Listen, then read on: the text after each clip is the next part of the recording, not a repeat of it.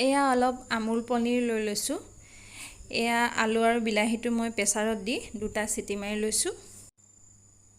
এয়া পিঁয়াজ লৈছোঁ, আদা নহৰু বটা লৈছোঁ আৰু এটা ইলাচি আৰু লং লৈছোঁ।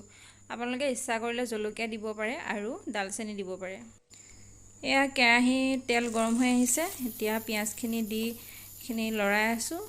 এতিয়া ইয়াতে ইলাচি আৰু লংটো দি দিছোঁ। এয়া আদা নহৰু বটাখিনিও দি দিছোঁ। এতিয়া এইখিনি কেঁচা গোন্ধটো যোৱালৈকে ভাজি থাকিব লাগিব।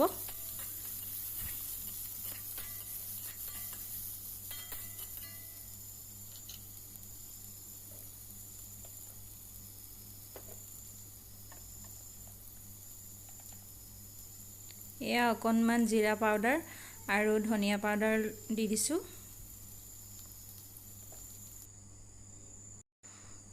মছলাখিনি ভাজি হ'লত এয়া বইল কৰি থোৱা বিলাহীটো দি পেলাই এনেদৰে ভাঙি দিম।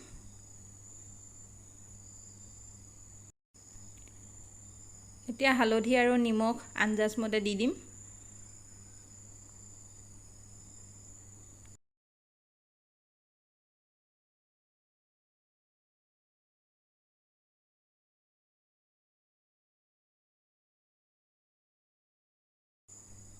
বইল কৰি থোৱা আলুখিনি এনেদৰে হাতেৰে অলপ ভাঙি পেলাই কেৰাহীত দি দিম। দি পেলাই অলপ সময় ভাজিম।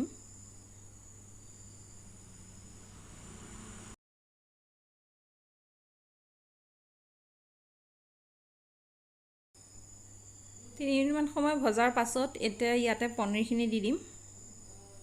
পনীৰখিনি দি 2 মিনিটমান সময় আকৌ ভাজিম।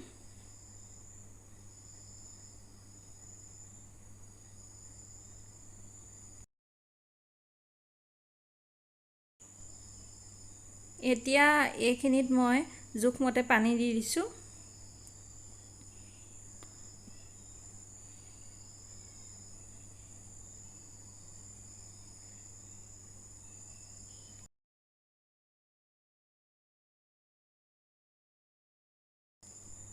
এতিয়া এইখিনি ভালদৰে ঢাকনি লগাই উতলিবলৈ দিম।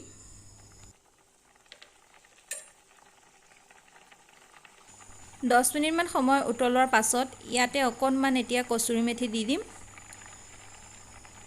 তাৰপৰা এইখিনি নমাই থ'ম।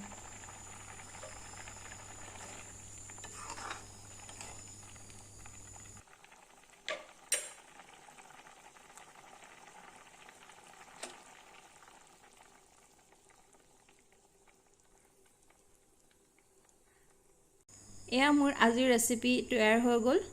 আপোনালোকৰ কেনে লাগিলে জনাবচোন। আজিলৈ আহোঁ। Thank U.